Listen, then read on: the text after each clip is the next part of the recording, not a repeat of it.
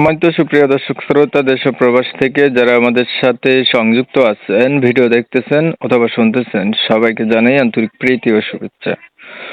বন্ধুরা, আমার সাথে সংযুক্ত আছে সুইট একটা মিষ্টি আপু। তার জীবনের গল্প কথাগুলো আপনাদের মাঝে তুলে ধরার চেষ্টা করব। আপনাদের হাতে যদি সময় থাকে ভিডিওটা না টেনে কন্টিনিউ করুন, তাহলে বুঝতে পারবেন উনি প্রতিবেদনে কেন আসছে। কথা না বাড়িয়ে পরিচয় করাইতেছি আপনাদের সাথে। আসসালামু আলাইকুম। ওয়ালাইকুম সালাম। কেমন আছেন আপু? আপনি ভালো আছেন? ভালো আছি।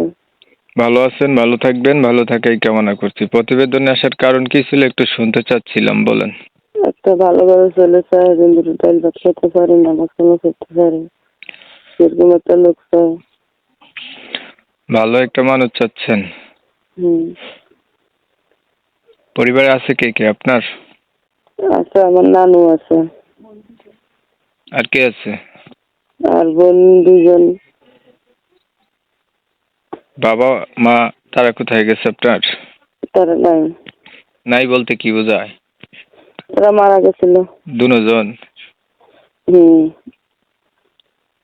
আপনি নানির কাছে থাকেন? হ্যাঁ। আপনার বয়স কত?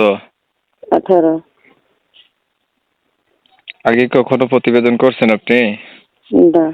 বিয়ে হয়েছিল নি আগে? না, হয় না। পড়াশোনা কতটুকু করছেন? পড়ছে, এটা লাগে পড়ছিল। এখন আপনি ধরেন একটা মানুষ পাইলেন, আপনার পাশে থাকলো, দায়িত্ব নিল, ভালোভাবে রাখার চেষ্টাও করলো, বাট মানুষটার বয়স হচ্ছে বেশি হলো বা আগে বিয়ে করছে এমন হইলো, তখন আপনি কি করবেন?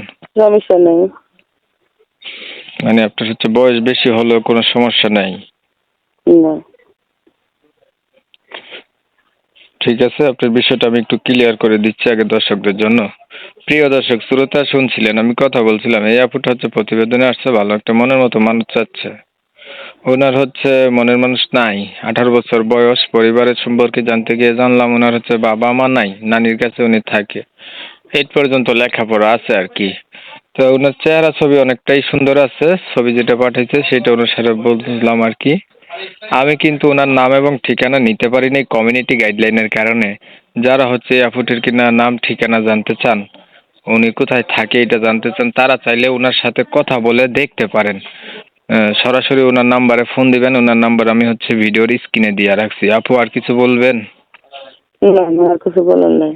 তো আপনারা হচ্ছে অনেক সময় নিয়ে আপনাদের মূল্যবান সময়গুলো নষ্ট কইরা, ধৈর্য ধরে কষ্ট করে আমার সাথে থাইকা আমার চ্যানেলের ভিডিও দেখছেন, এর জন্য প্রত্যেককে জানাই এমএসকে টিভির পক্ষ থেকে অসংখ্য অসংখ্য ধন্যবাদ। সবাই ভালো থাকবেন, সুস্থ থাকবেন। আল্লাহ হাফেজ।